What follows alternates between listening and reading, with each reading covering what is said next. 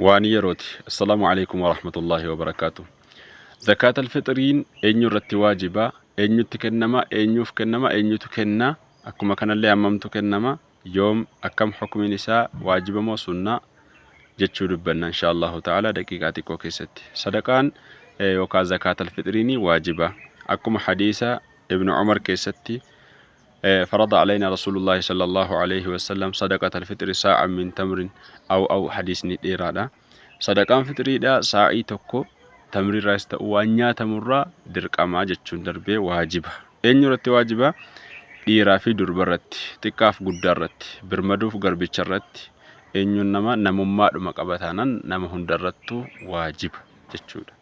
Waqtiin isaadha kan inni irratti waajiba ta'u آخر جيار رمضان تمروتين رمضان جيار نسات تمره الكان سعيدي تأو سنة كتير واجبة جيالا موكامو الكلامة دربو سني صدقاتشون دربو سني كنتشون نتا وقتين كيسة كنتشون يوكا صدقة كنا باسون جالو غنما جيا عيدي يوكا الكان سارة كاسة غنما جيا عيدي وصونا من جم صلاة درهم صلان دمني يروسنا جيسني صدقة الفطري كنا باسوتو وقتي على راجتشون بودي صلاة عيديتي كنتشون هنتا أمو هنتاو صدقاء براتي أرقام مالي زكاة فطري تأهين أرقامو كن أكما حديثة كيستي لبتا مجرو هممتو كنتما صاعي توكو جتشو مال الرا كنتما وانيات المنا مارا وان المنا مانيات الرا كنما أكام فكينيا منا كيسن كيستي مال نياتو بقولو مطافي إرا نياتو وان إرا فجدمتنو كنتني جتشو وان قديسة تفجدمتنو الرا بافتني هممتو كنما وجدتن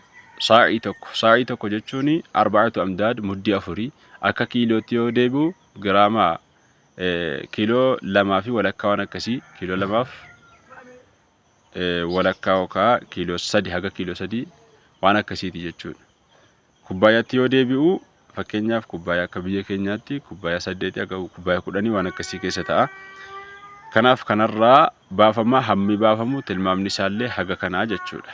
Sadaqaan kun maal jedhamee waamama? Sadaqatul badan. Sadaqaa qaamarraa baafamu. Sadaqaan kan qabeenyarraa bahu jira, kan qaamarraa bahu jira. Inni kun kan qaamarraa bahu malee qabeenyaa miti. Kan qabeenyaa gaafa qabeenyi nisaaba guutee likii isaa guute kan waggaatti kennamu sana sanii beektanii. Inni kun maali? Qabeenyaa qaamaatii ilma namaarraa baafama jechuudha.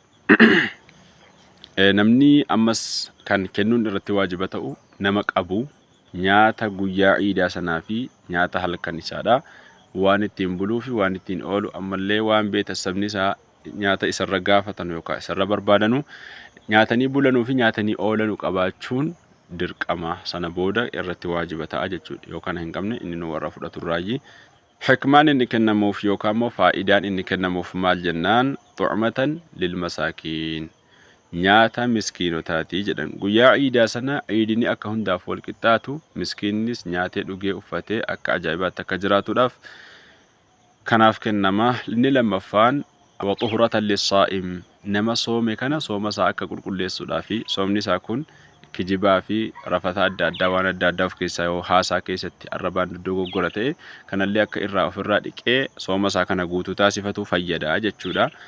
Kanaaf sadaqatama sadaqaan fitriidha. Abbaan fudhatu miskiina yatiimaa warra biyya keessaati jechuudha. Naannoorraa warra biyyaa fudhata zakaa fitrii jechuudha.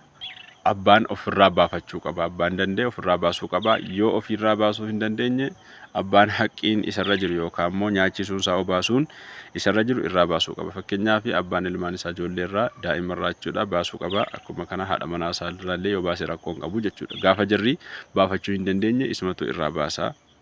Maaliif isarra jira nyaachisuun obaasuun akkas jechuudha. Namni fudhatu kun miskiina yoo ta'e fakkeenyaaf ilmaan isaa miskiina yoo taate abbaan ilmaaniif kennuu hin danda'u. Ilmi immoo fakkeenyaaf yoo ofii isaatii sadaqaa fitrii kana baasee jedhe abbaan isaa yoo miskiina ta'e zakaa kana abbaa isaatii kennuu hin qabu. Maaliif abbaan isaa warra osoo wayitii nyaachisuun dirqamaan isarra jiru malee warra sadaqaa fudhachuun yookaan zakaa isaa fudhachuun irra jiru miti. Wanti inni geesseetti kennu sadaqaa yookaan immoo qabeenya ofii isaatii haqqii jaraa kan isarra jiru jedhama malee zakaa fitrii kana ta'e hin waamamu jechuudha. Kanaafuu abbaan isaa yookaan abbaan beetasabni namni haqqii nyaachisuu fi obaasuu isa qabatu zakaa fitrii fudhachuun hin danda'amu jechuudha qabeenya abbaa sanaarraa. Akkas inshaallahu ta'ala ifeera jedhee yaada namatti fayyadamu rabbiin haa taasisu. Sadaqaa fixriigaa hammaa kaasee waqtii isaa kun wax keessa jira dhiifama hin turre kana warra itti fayyadamu rabbiin haa godhu. Allahumma salli ala Muhammad.